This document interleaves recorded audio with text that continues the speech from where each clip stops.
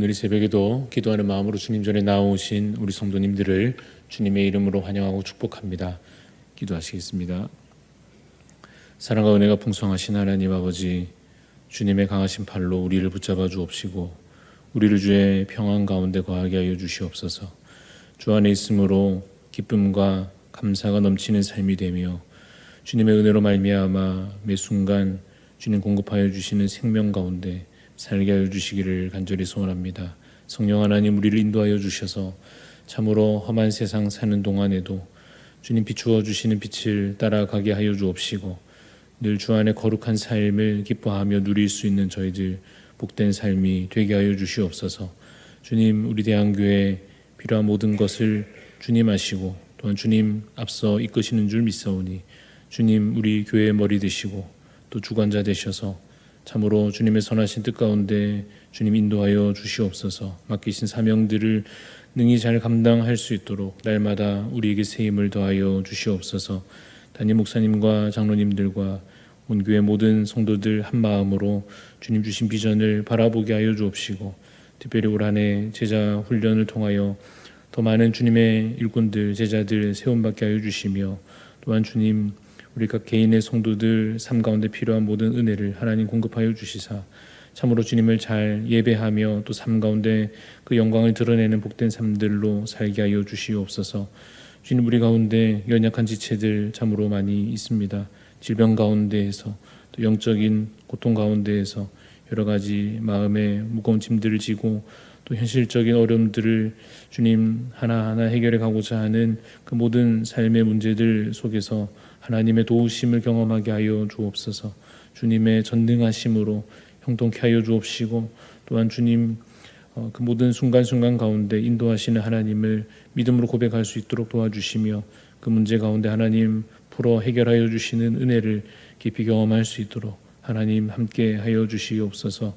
주님, 오늘도 주님 앞에 겸손한 마음으로 나아갈 때 주님 영의 양식으로 우리의 심령을 채워 주옵시며 우리가 말씀을 따라가는 또 전환되는 변화되고 성숙되어지는 삶이 될 수 있도록 주님 인도하여 주시옵기를 간절히 소원합니다. 감사드리며 살아계신 예수 그리스도 이름으로 기도드리옵나이다. 아멘. 오늘 우리에게 주시는 하나님 말씀은 신약성경 고린도전서 11장 2절부터 16절 말씀입니다.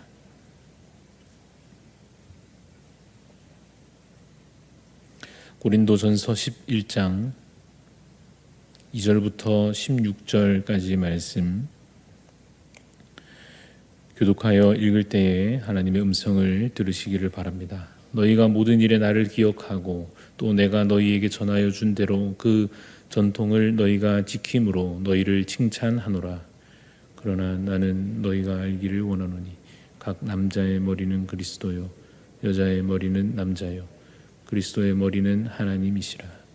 무릇 남자로서 머리에 무엇을 쓰고 기도나 예언을 하는 자는 그 머리를 욕되게 하는 것이요 무릇 여자로서 머리에 쓴 것을 벗고 기도나 예언을 하는 자는 그 머리를 욕되게 하는 것이니 이는 머리를 민 것과 다름이 없음이라. 만일 여자가 머리를 가리지 않거든 깎을 것이요 만일 깎거나 미는 것이 여자에게 부끄러움이 되거든 가릴지니라. 남자는 하나님의 형상과 영광이니 그 머리를 마땅히 가리지 않거니와 여자는 남자의 영광이니라. 남자가 여자에게서 난 것이 아니요 여자가 남자에게서 났으며 또 남자가 여자를 위하여 지음을 받지 아니하고 여자가 남자를 위하여 지음을 받은 것이니 그러므로 여자는 천사들로 말미암아 권세 아래 있는 표를 그 머리 위에 둘지니라. 그러나 주 안에는 남자 없이 여자만 있지 않고 여자 없이 남자만 있지 아니하니라. 이는 여자가 남자에게서 난 것 같이 남자도 여자로 말미암아 났음이라. 그리고 모든 것은 하나님에게서 났느니라. 너희는 스스로 판단하라. 여자가 머리를 가리지 않고 하나님께 기도하는 것이 마땅하냐. 만일 남자에게 긴 머리가 있으면 자기에게 부끄러움이 되는 것을 본성이 너희에게 가르치지 아니하느냐. 만일 여자가 긴 머리가 있으면 자기에게 영광이 되나니 긴 머리는 가리는 것을 대신하여 주셨기 때문이니라. 같이 읽습니다. 논쟁하려는 생각을 가진 자가 있을지라도 우리에게나 하나님의 모든 교회에는 이런 관례가 없느니라. 아멘. 오늘 말씀의 제목은 좋은 교회 되기 위하여입니다. 좋은 교회 되기 위하여라는 제목으로 하나님 말씀 함께 나누고자 합니다. 오늘 말씀과 관련해서 살펴볼 주제들을 핵심 키워드로 먼저 나열해 보자면 다음과 같습니다. 형식과 본질, 질서와 구분, 협력과 겸손, 이렇게 나열해 볼 수 있습니다. 하나씩 살펴보도록 하겠습니다. 먼저 형식과 본질입니다. 오늘 고린도전서 11장에서 사도 바울은 여성도들에게 공적인 예배와 관련하여 머리에 무엇인가를 쓰라고 명하고 있습니다. 그래서 이 본문을 읽고 성경에서 그렇게 하라고 하였으니 오늘날에도 그대로 하는 것이 맞는지, 아니면 자유롭게 선택해도 되는지 잘 해석하여야 할 것입니다. 만약 예배 시간에 머리를 덮는 것이 하나의 선택 가능한 형식이라면 그러면 선택의 문제가 될 것입니다. 그러면 그 의미를 이해하고 교회 형편을 살펴서 어떻게 하면 그 의미를 잘 살릴 수 있을지, 어떤 형식을 택하는 것이 좋을지 교회가 기도하고 고민하며 잘 결정해야 할 것입니다. 만약에 예배 시간에 머리를 덮는 것이 그런 선택 가능한 형식이 아니라 바꿀 수 없는 본질에 해당된다고 한다면 어떻게 해야 되겠습니까? 만약 그렇다고 하면 그 본질이 훼손되지 않도록 함부로 그 계명을 바꾸지 말아야 할 것입니다. 그러면 우리가 이것에 대해서 답을 찾아야 합니다. 형식에 해당하는지 아니면 본질에 해당하는지에 대해서 답하자면 우린 이것을 선택 가능한 형식으로 해석합니다. 그래서 우리는 지금 그 형식을 택하지 않고 예배하고 있습니다. 만약에 그것이 여전히 지금도 유익하고 필요하다고 여겨지면 그 형식을 선택할 수도 있을 것입니다. 그러나 우리가 보기에는 이것은 당시 고린도 교회에서는 적절한 규칙이었을 것이고 지금은 그렇지 않을 수 있다고 보기 때문에 그 형식을 따르지 않고 있는 것입니다. 이처럼 형식과 본질을 구분하는 것은 중요합니다. 그래야만 우리가 성경에 기록된 계명들을 잘 지켜 행할 수 있습니다. 만약에 이 둘을 혼동하게 되면 개인적으로도 문제가 되지만 특별히 공동체가 함께 신앙생활 하는 데 있어서 큰 어려움이 발생할 수밖에 없습니다. 예를 들어 선택 가능한 문제를 잘 고민하여 기도하며 선택을 했는데 자신이 생각하는 본질과 다르다고 느낀다면 함께 가는 길을 찾기가 쉽지 않을 것입니다. 그래서 우리는 성경에서 여러 계명과 교훈들을 보면서 그것이 형식에 해당하는지 본질에 가까운 것인지 잘 구별해야 할 것입니다. 두 번째 키워드는 질서와 구분입니다.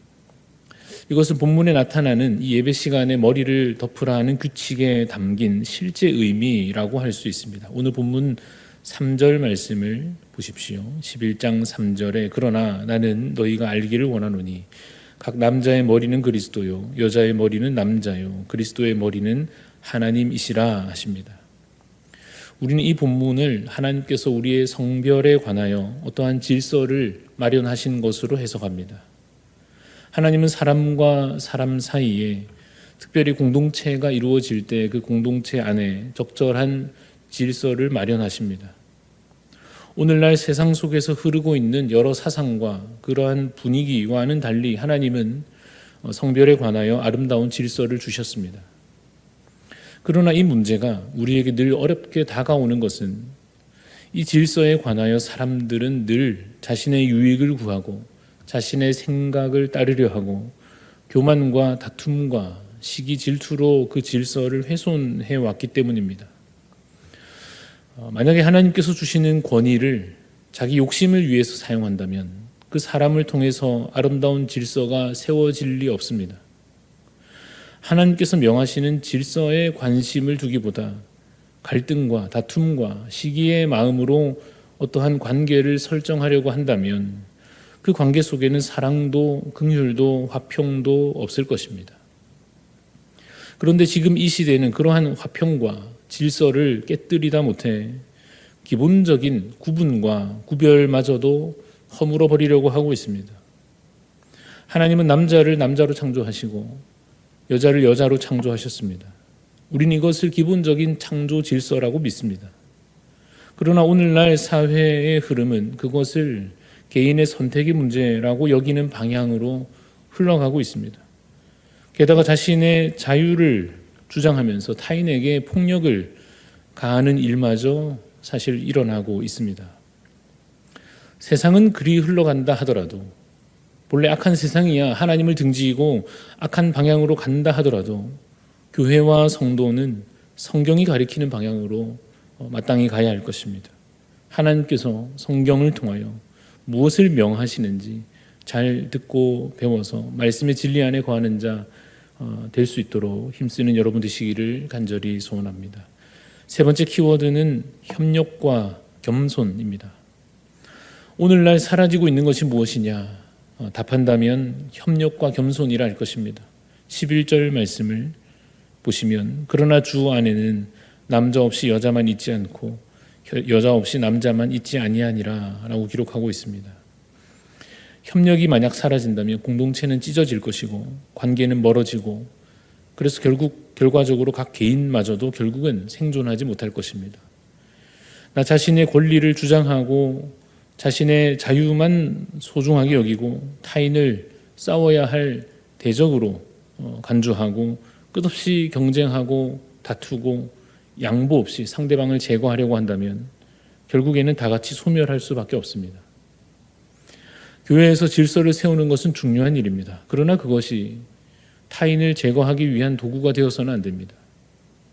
질서를 세우고 구분과 구별을 말하는 것이 만약 그저 자신의 유익을 챙기기 위한 근거로만 사용된다면 협력이 결코 이루어질 수 없을 것입니다. 협력이 없고 화목함이 없고 하나됨이 없으면 교회는 본질에서 멀어지고 그리스도의 몸이라고 하는 그 정체성을 상실하고 맙니다. 그런데 이 협력을 위하여 반드시 필요한 기본적인 덕목이 바로 겸손입니다. 12절 말씀을 보시면 이는 여자가 남자에게서 난 것 같이 남자도 여자로 말미암아 났음이라. 그리고 모든 것은 하나님에게서 났느니라 합니다. 모든 것은 누구에게로부터 났습니까? 하나님께로부터 났습니다. 우리 중 누구도 스스로 존재하는 자는 없습니다. 아무도 자신이 근본이라고 주장할 수 없습니다. 오직 하나님께서 우리의 근본이시고 그의 창조와 섭리로 우리가 존재하고 있는 것입니다. 그러므로 우리는 감히 교만할 수 없습니다. 나도 하나님께로부터 났고 상대방도 하나님께로부터 났으니 서로 겸손함으로 서로 존중함으로 또한 서로 섬김으로 대해야 마땅할 것입니다.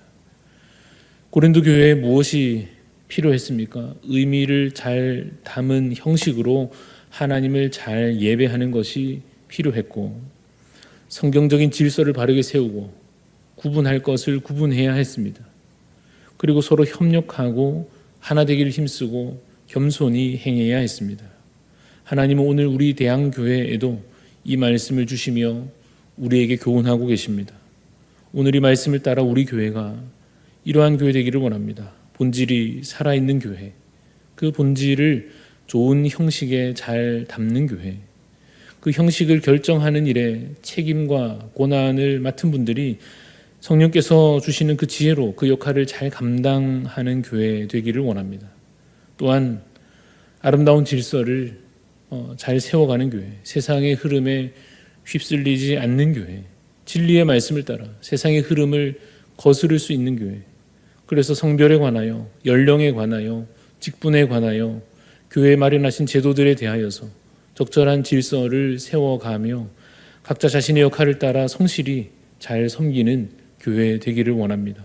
그리고 주 안에서 하나 된 교회, 오직 예수 그리스도만 머리 되시는 교회, 소멸의 길로 가지 않고 상생의 길로 가는 교회, 평안하여 든든히 세워져 가는 우리 대항교회가 되기를 소원하는 것입니다.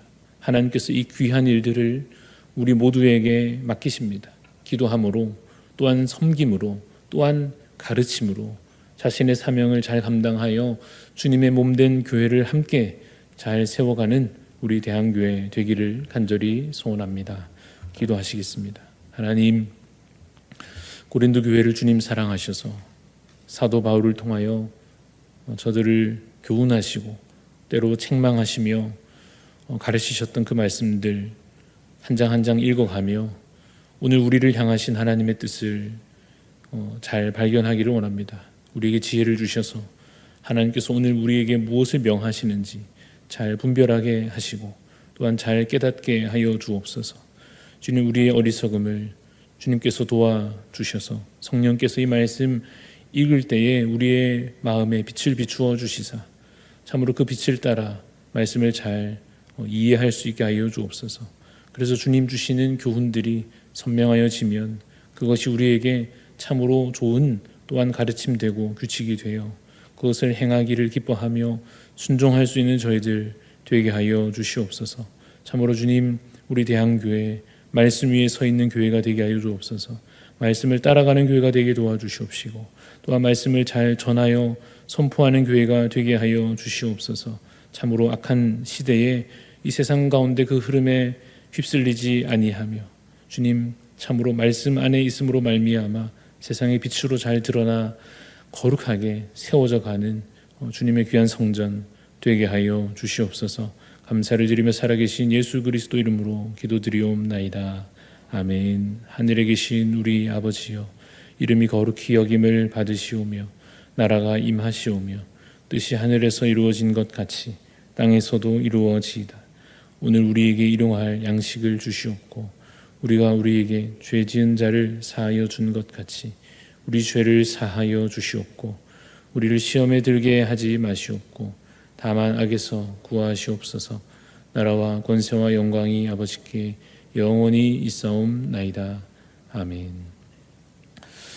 오늘도 우리 중보하는 마음으로 기도합니다. 우리 줄타 중이신 담임 목사님과 속한 가정을 위하여 기도해 주시고 우리 최영화 권사님, 또 민금순 집사님, 또 그 외에 여러 가지 질병과 상황 가운데에 회복이 필요한 우리 귀한 지체들을 위해서 계속해서 기도해 주시기를 바랍니다. 오늘 또한 우리 국내에 있는 교회 사랑의 장로교회를 위해서 기도합니다. 허재영 목사님 섬기고 계십니다. 예배와 성경 공부를 통해 성도들의 믿음이 잘 자라갈 수 있도록 공예의 교실을 통해서 전도의 문이 열리고 많은 이들과 소통할 수 있도록 재정적인 어려움들 잘 극복하고 교회가 든든히 세워져 갈 수 있도록 예배와 성경 공부를 위해서 또 공예 교실을 위해서 또 재정적인 어려움들 관련하여 우리 사랑의 장로교회를 위해 또 허재영 목사님을 위해 기도해 주시고 또 우리 각자 하나님 앞에 간절히 기도의 소원 아뢰며 기도로 나아가겠습니다.